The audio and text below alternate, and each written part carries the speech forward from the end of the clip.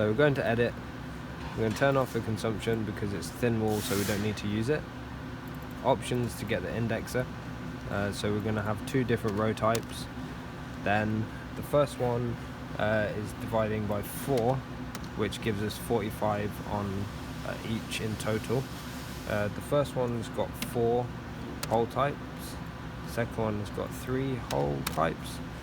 The pitch on this one will be 4.72, and then the pitch on this one will be minus 4.72.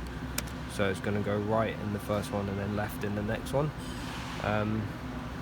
The pitch on this is going to be the overall -1 pitch, so we've calculated that to be 11.8 based on the drawing. The only other bit with this is because it's a offset rotation, we're going to start at 45 and we're going to end at 405. Now I think that's everything, so we hit OK.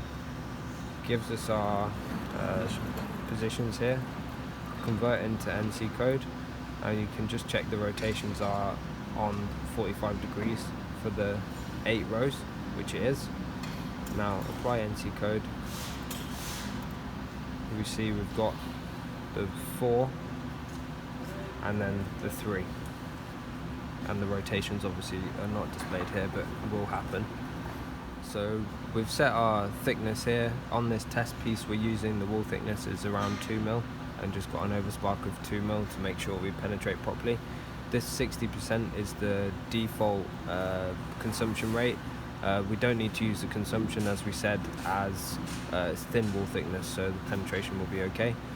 Then also we've already preset our EP data to be 2 mil heat treated, 600 long, which is already set.